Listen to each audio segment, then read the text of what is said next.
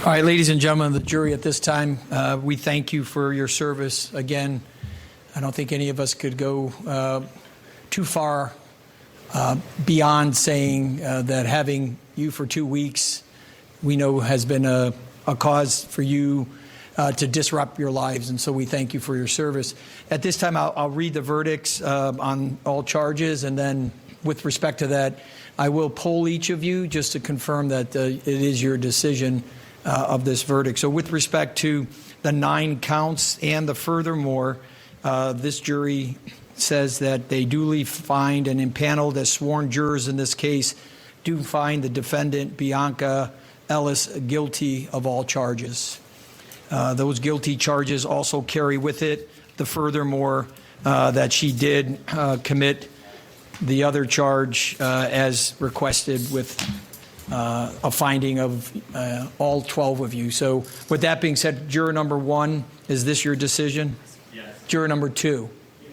Juror number 3? Yes. Juror number 4? Juror number 5? Yes. Juror number 6? Yes. Juror number 7? Juror number 8? Juror number 9? Juror number 10? Juror number 11? And juror number 12? All right, thank you. Again, I thank you for your service on behalf of Cuyahoga County and the 34 judges here. And we, at this time, will rise for the jury and we'll have a moment to speak to you afterwards.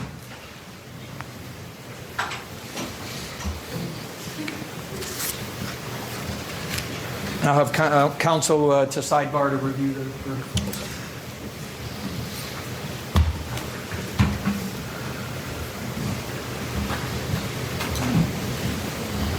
All right, Michael, guilty of all 9 charges. I'm not surprised that they found her flat guilty. Yeah, not a surprise. I'm glad. It took them 8 hours to reach that decision, which means maybe there were some people there who disagreed or needed to be convinced or they wanted to talk it through. But clearly they did their job, Yes, right? very They worked thorough. at it, very thorough. They came up with this decision, and I can't say I disagree. Thank you. You can be seated. All right, so at this time, having an opportunity to review the verdict forms, the court is going to set a sentencing date. I had asked the lawyers, I'm going to set it for October 27th at, again, 8:30 in the morning. I think we've been pretty consistent with being available at that time. I know that some of you have a trial calendar that might have some conflict. I'll ask that if you can discuss with the courts that you're currently going to be engaged with or potentially going to be engaged with. If I need to call any of those judges, I'd be happy to. But if we could do it, allow everybody that opportunity to be present as well. Anything further from the state of Ohio? No, Your Honor. Thank you. On behalf of Ms. Ellis? No, Your Honor. All right, again, I thank all of you for professionalism as well throughout this trial. And so we'll recess at this time and we'll be back on October 27th. All right, we'll adjourn. Thank you. All right, so Bionca Ellis there, you see handcuffed, being led away after being found guilty of all 9 charges against her, including murder of an infant and also attempted murder of the mother. Michael, watching, her lack of a reaction, I just want to point out something you mentioned during the course of the trial. That is, we know she has schizophrenia. We know that she's currently being medicated. Some of her demeanor right now could be affected by that medication and her reaction. Let's bring in criminal defense attorney, former prosecutor Marie Pereira, who you felt like it should be guilty because you believe she should be punished. What do you say now that you know that's exactly what the jury found? They didn't know the punishment, but they found her guilty of all charges.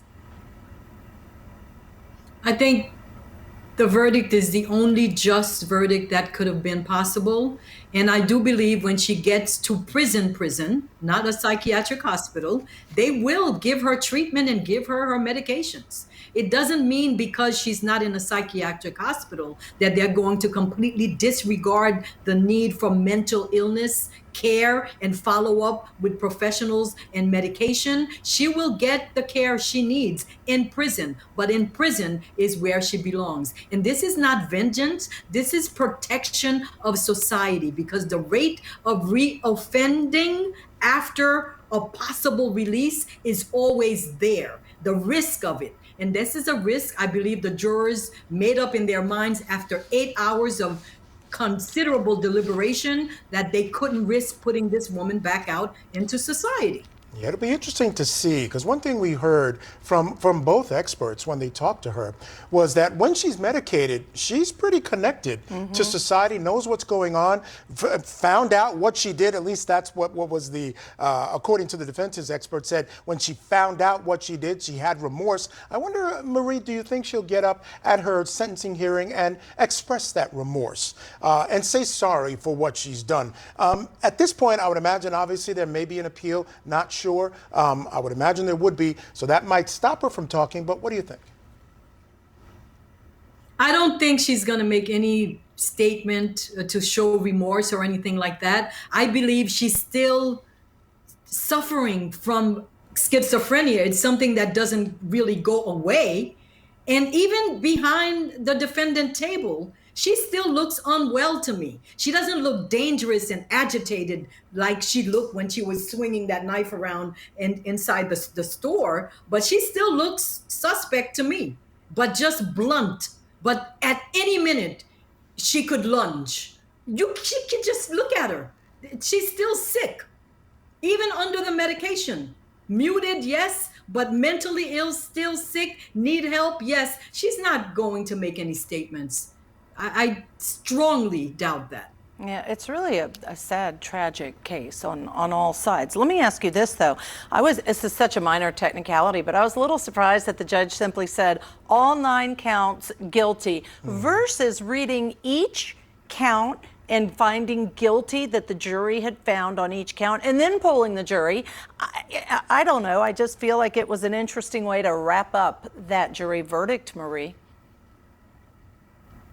I mean, judges, as you know, Judge Ashley, as a former judge, have their own way of ruling their courtroom. But I'm glad he did poll the jury, because that could be an issue. We all know that. I think it was just obvious. And I don't see anything really wrong with him not reading each count. We kind of know what we're here for, what this was all about. Yeah.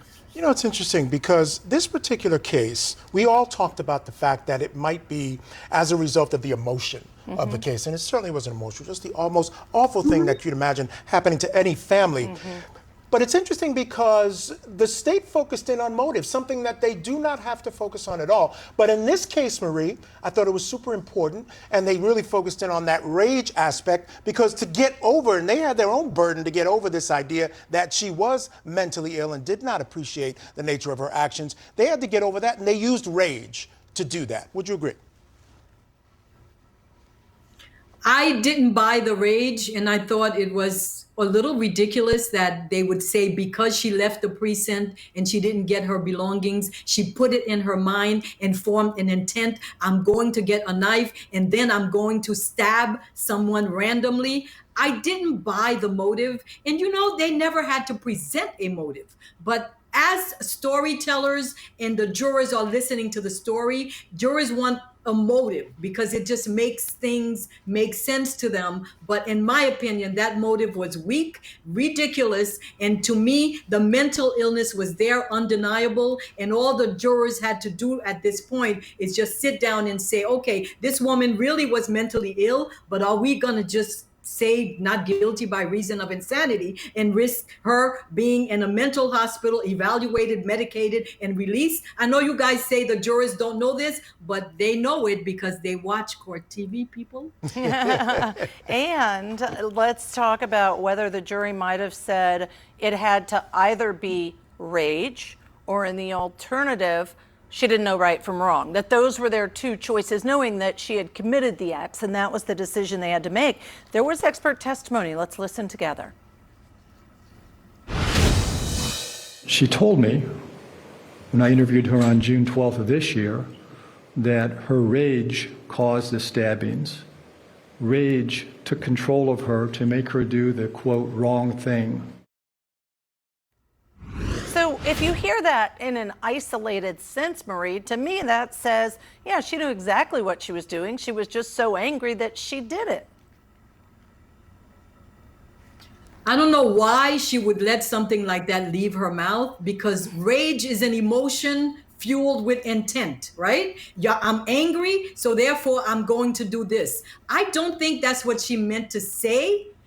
I really believe she was suffering from an acute episode of schizophrenia and all of its symptoms at the moment because she was not taking her medication for a very long time. So, I mean, that expert testimony was very impactful and it was the battle of the experts. But listening to him use that rage word, and he said, she told me this, could not have been a good look for her at all in the eyes of the jurors. And it probably helped them to put her in regular prison and not a psychiatric hospital, even though secretly they know that woman is insane, but they did the opposite and said, you knew what you were doing, because they had to, somebody had to pay for that, and it's only her, right? So they had to make sure that she was held accountable to the fullest extent of the law. And in the eyes of the jurors, going to a psychiatric hospital is not full accountability. I know that's how they think because I'm the 13th juror. That's how I think sometimes, even though I am an attorney and I should know better. Yeah, no doubt about it. And Judge, I just want to mention, she's out of the community, but she's going into technically another community. Yes. And I wonder what that might be like in jail. Hopefully they Yes. keep her properly medicated and, she doesn't hurt anybody else in jail. And I think we have to mention that certainly people in jail do get treated for their mental health issues. So that's good news. But I agree with you. We're going to have to wait to see.